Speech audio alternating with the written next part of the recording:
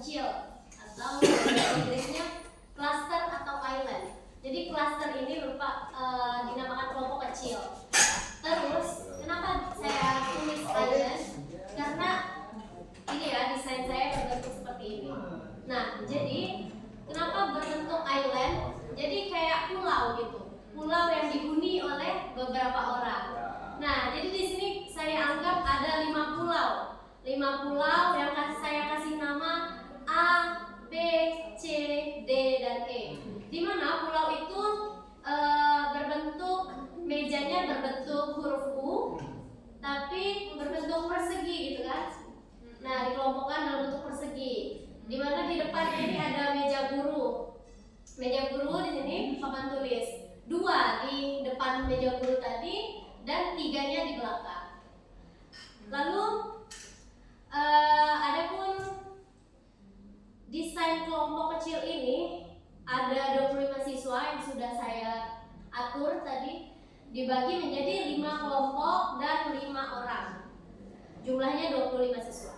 Nah, setiap kelompok duduk itu mengelilingi satu meja besar atau satu meja yang menyatukan beberapa meja itu atau kursi. Dan dalam penempatan kelompoknya itu diatur agar ada ruang gerak antar kelompok dan guru bisa berkeliling dengan mudah. Nah, apa sih kelebihan dari desain cluster atau island ini? Yang pertama itu bisa mendorong kolaborasi aktif, di mana siswa bekerja sama, terbiasa untuk berdiskusi dan saling membantu, sehingga bisa fleksibel untuk proyeksi dan diskusinya. Nah, yang kedua bisa fleksibel untuk proyek dan diskusi. Fleksibel kenapa? Karena ideal untuk metode pembelajaran berbasis proyek ya, atau PJBL atau PBL, Project Based Learning, itu diskusi kelompoknya itu akan mudah dan nyaman. Yang ketiga itu menggunakan penilaian proses. Guru dapat menilai interaksi antar siswa. Jadi antar siswa guru dapat memantau secara langsung. Oh, seperti ini guru siswa tadi dalam memahami pembelajaran. Dan yang selanjutnya itu siswa lebih terlibat atau terlibat aktif, di mana semua anggota kelompok itu punya peran dan tanggung jawab. Nah, kekurangannya yaitu pertama, perhatian individual terbatas. Kenapa demikian? Karena satu kelompok saja itu sudah membentuk 5 siswa. Jadi otomatis guru akan kewalahan dan dalam memenuhi kebutuhan setiap siswa secara menyeluruh. Dan yang kedua itu dinamika kelompoknya tidak merata. Karena kita pasti tahu ya, siswa itu mempunyai karakteristik yang beraneka ragam. Jadi guru dalam memantau kerja kelompok itu pasti ada siswa yang dominan, ada yang menjawabnya selalu dia terus, dan ada juga siswa yang pasif. Nah, yang ketiga potensi kebisingan. Jadi karena sudah banyak orang, pasti kebisingannya itu sulit untuk diatur. Namun kembali lagi kepada gurunya. Diskusi kelompoknya bisa menimbulkan kebisingan dan mengganggu fokus. Yang keempat itu ruang geraknya terbatas karena terlalu banyak kelompoknya atau dalam ruangan kecil tadi, jadi ruang geraknya itu terasa sempit. Namun jika di ruangan yang agak besar itu mungkin bisa menyesuaikan. Dan yang selanjutnya itu ada pemantauan yang sulit saat aktivitas mandiri, yang yaitu guru bisa kesulitan mengecek semua siswa saat sedang kerja mandiri atau praktik. Jadi kalau untuk kekurangannya mungkin itu ya. Nah, bagaimana kita menutupi kelemahan-kelemahan tadi? Jadi saya sudah mempunyai beberapa metode yang bisa diterapkan. Yang pertama metode Jigsaw yang pernah saya praktekkan waktu itu, dan Jigsaw ini sendiri merupakan metode kooperatif ya. Dan siswa itu dibagi dalam kelompok asal dan kelompok ahli. Jadi meningkatkan tanggung jawab pribadi, mencegah dominasi siswa tertentu, dan meratakan peran dalam kelompok. Yang kedua itu ya think pair share,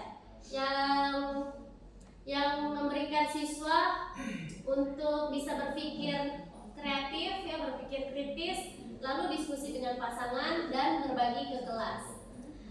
Lalu mengakomodasi siswa pemalu, juga menjaga partisipasi agar semua siswa tetap aktif. Dan yang ketiga itu mengatasi keterbatasan perhatian individu dengan strategi yang menyesuaikan kebutuhan tiap siswa. Nah, yang ketiga itu adalah metode gallery walk, di mana siswa ini bergerak ke berbagai pos untuk melihat dan mendiskusikan hasil kerja kelompok lain. Lalu metode ini jika dilaksanakan itu bisa mengurangi kejenuhan, melatih tanggung jawab dan memaksimalkan ruang tanpa duduk diam. Ada juga pembelajaran diferensiasi. Ya, guru merancang aktivitasnya dengan tingkat kesulitan masing-masing peserta didik dan mengatasi keterbatasan antar individu dengan strategi yang menyesuaikan kebutuhan tiap peserta didik.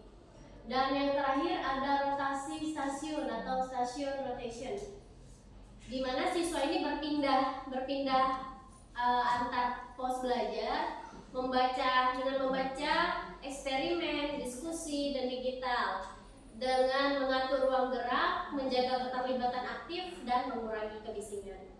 Mungkin itu saja desain kelas dari saya. Semoga bisa bermanfaat dan bisa diimplementasikan. Terima kasih. Wassalamualaikum warahmatullahi wabarakatuh.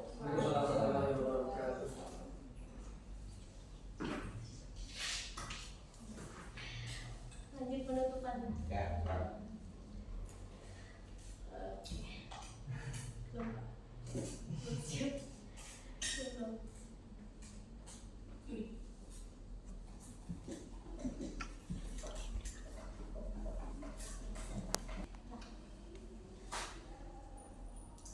Oke, jadi gimana anak-anak? Ibu sudah cukup banyak ya melakukan pertemuan dengan anak-anak, di mana kita sudah membahas tentang beberapa materi seperti Asmaul Husna, dan ada juga Al-Wahhab, Al-Khabir ya. Bagaimana cara mengimplementasikan kedua sifat Asmaul Husna tersebut? Ada juga hikmah apa yang bisa kita pelajari. Nah, di sini Ibu akan menanyakan kembali kepada anak-anak. Ada yang tahu, masih ingat apa itu pengertian Asmaul Husna? Yang berjumlah berapa? 9. Oke. Haryanta masih ingat arti dari Al-Wahhab? Al-Wahhab Maha Pemberi. Oke. Ada yang ingat apa itu arti Al-Khabir? Maha besar. Baik. Nah, jadi alhamdulillah anak-anak masih ingat ya arti Al-Khabir dan Al-Wahhab. Nah, di mana Ibu juga punya apa ya? Nasihat untuk anak-anak yang mungkin bisa diingat nantinya dari pembelajaran tersebut ya. Di mana Al-Wahhab ini membahas tentang Maha Pemberi. Dan sebagainya, sebagai manusia, sebagai individu kita harus jangan pelit-pelit gitu ya. Dan kalau bisa kita menjadi orang yang gemar, suka bersedekah. Karena sedikit harta yang keluar dari kita itu pasti akan dilipat gandakan. Percaya saja ya. Dan Maha besar, gimana? Kita meyakini kalau Allah SWT bisa menciptakan kita, menciptakan dunia dan seisinya ini dengan kuasanya. Jadi kita harus bersyukur ya. Betul? Betul. Ya. Bagaimana cara bersyukurnya? Ibadah. Ya, betul.